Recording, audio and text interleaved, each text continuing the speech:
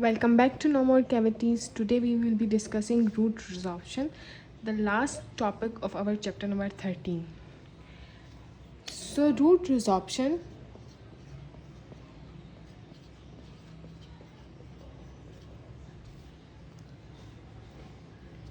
if it occur in primary teeth, then we have to extract the primary teeth. But in permanent teeth, there are different management of different type of resorption. So first we divide the resorption in inflammatory or infected. And the second is replacement resorption.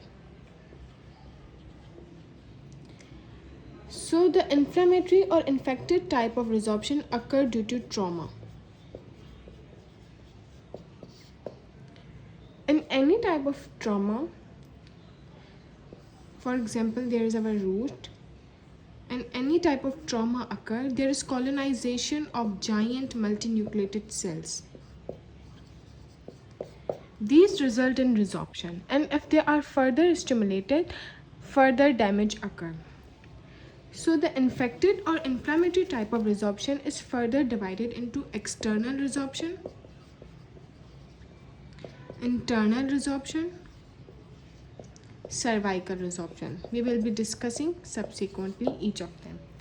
The first is our external resorption.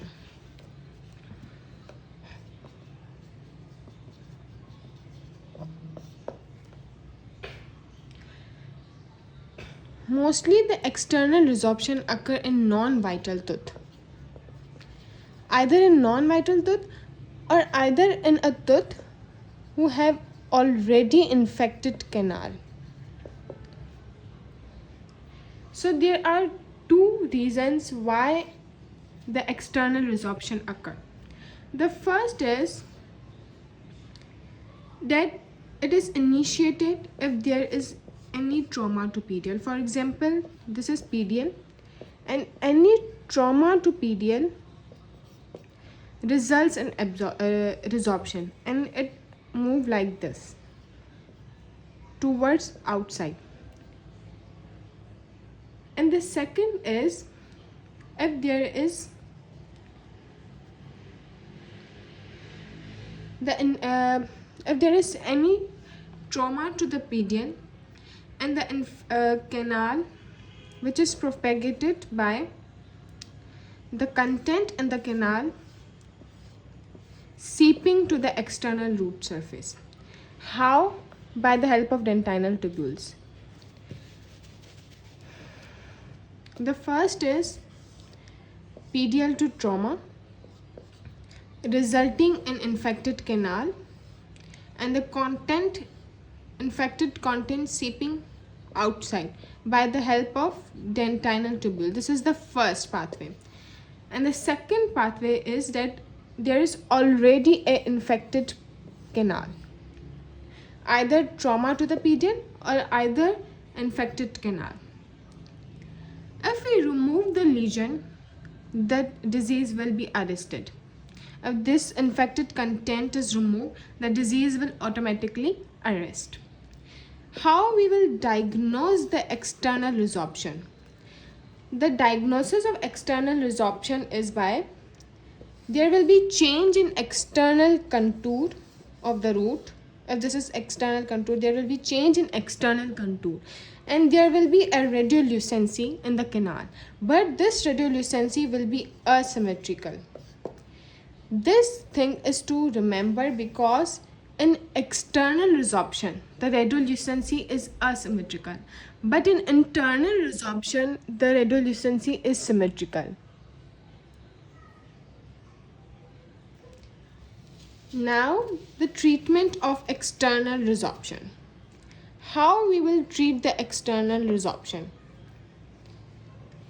We will treat by performing root canal, RCT, and after during RCT we will place non-setting calcium hydroxide, and after the resolution of the infection we will perform obturation. This was all about external resorption. Then come to internal resorption.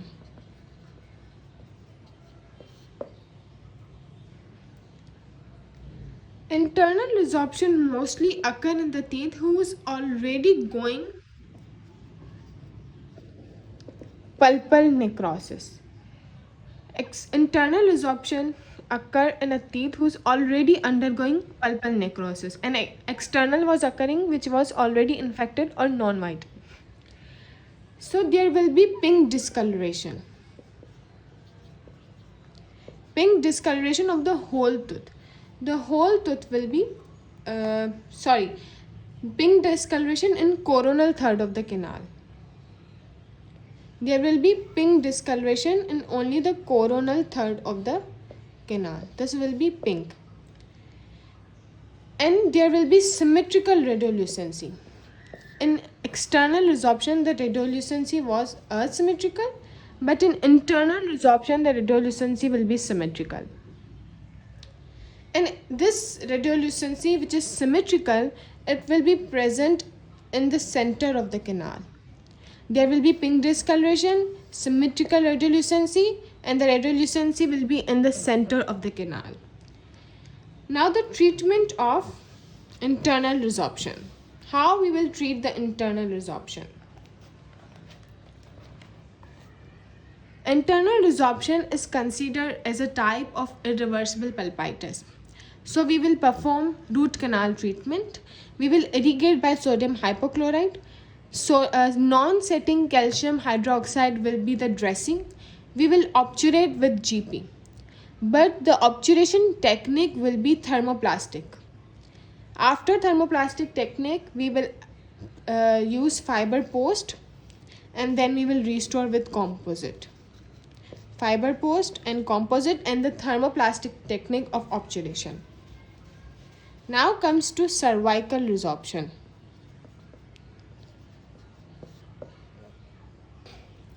Cervical resorption means there will be damage in the cervical area, and there will be visible pink spot. In internal resorption, the whole coronal area was pink, but there in cervical resorption there will be only a pink spot, a little discoloration, and there will be a radiolucency. That radiolucency will be sited. It means it will be in a particular place. Now the treatment of the cervical resorption depends. Either the tooth is non-vital, either it is vital. If the tooth is non-vital, then you will go for root canal treatment. But if the tooth is vital, then we will perform curettage. We will remove the whole infected lesion. Then after removing the lesion, we will place calcium hydroxide lining, and then we will restore the tooth with an appropriate material. This was all about infected or inflammatory type of resorption. Now we will discuss the replacement resorption.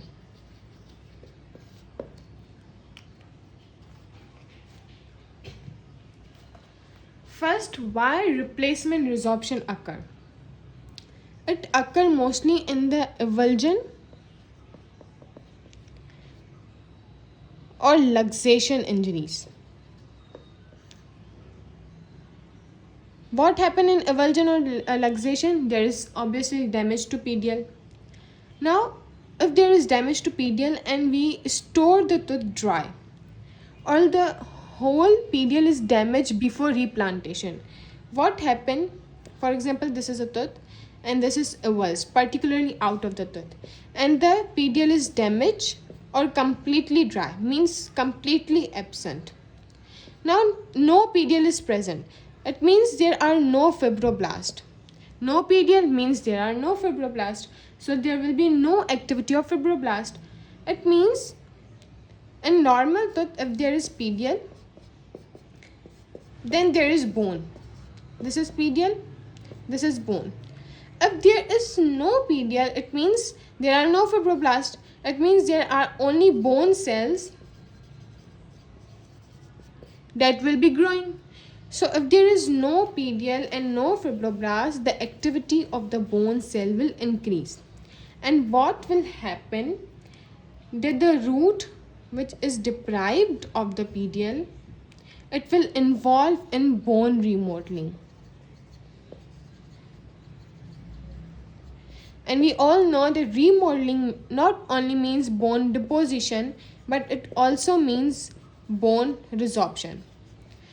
So if there is no PDL, there are no fibroblasts, then the activity of bone cell increases, the portion of the root become involved in bone remodeling. It means it will undergo resorption in 3 to 4 years subsequently, after some times. Now, how can we diagnose the replacement resorption? It will diagnosed by ankylosis. What is ankylosis? Ankylosis means that the fusion of the tooth with bone in absence of the PDL. The first thing is metallic sound. All ankylosis tooth presents with a rock, solid or metallic sound. There will be metallic tone on percussion and the tooth will appear ragged in outline. Now what is the treatment? There is no any effective treatment of ankylosis. There is no any effective treatment of ankylosis, and in ankylosis there will be infraocclusion. Like I already told in my previous lecture, consider this is normal tooth, this is again normal tooth, and this is infraoccluded. It means it will be moving apically. So in infraoccluded tooth, what happens? The alveolar bone does not develop. The alveolar bone does not develop and a tooth is moving in apical direction. So you cannot move any infraoccluded tooth by orthodontically. So there is no any effective treatment of ankylosis and the tooth appear tender metallic on give metallic sound on percussion, and there is infraocclusion. And in infraocclusion we cannot move the tooth orthodontically. Now, if these are normal tooth and this is ankylosed tooth. Now, if the discrepancy of the ankylosed tooth and the unaffected tooth, it means the space between them is between 1 to 2 millimeter. What we will do? We will decoronate the tooth. It means you will remove the tooth. After decoronate the tooth, we will remove the root canal, the filling material. Whatever material is present in the canal, we will remove it. Why we are removing? To facilitate autotransplant.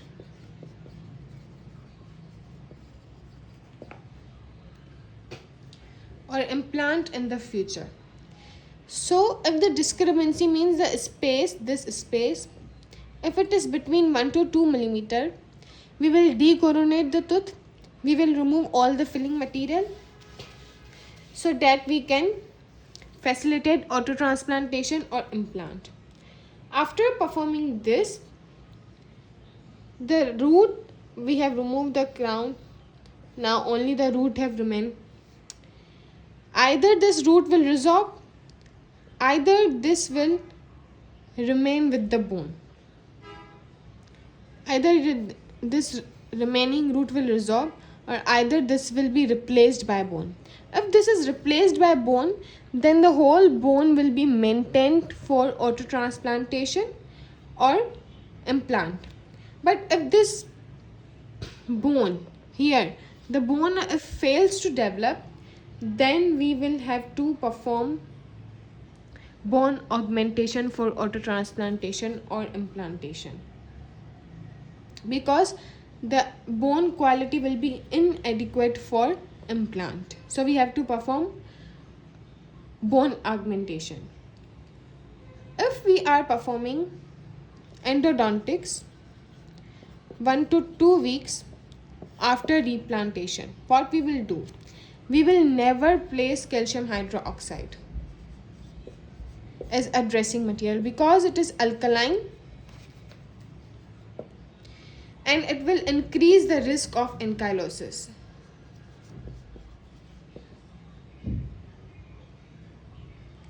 And it will give inflammatory effect.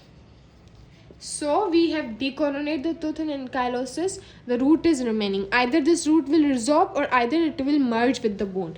If it will merge with the bone, it is good for us because it will maintain the whole bone for autotransplantation and implant. But if this fail, then we will lose our bone because the quality will not be adequate. So we have to perform the augmentation of the bone. And after implantation, we will perform endodontics 1 to 2 weeks, in which we cannot use calcium hydroxide as a dressing because it is alkaline. It will increase the ankylosis and it will give inflammatory effect. So what we will place? We will place antibiotic steroid paste. Antibiotic steroid paste. If we are not performing the endodontics, we will perform conventional RCT with any resorbable material in spite of the gutta perca. If we are not performing endo, we will go for RCT, but not with GP, not with gutta perca. Any resorbable material, because the root have to resorb and we have to plant the implant or auto implantation. So this was all about chapter number 13. We have covered chapter number 13, traumatic injuries. Thanks for watching.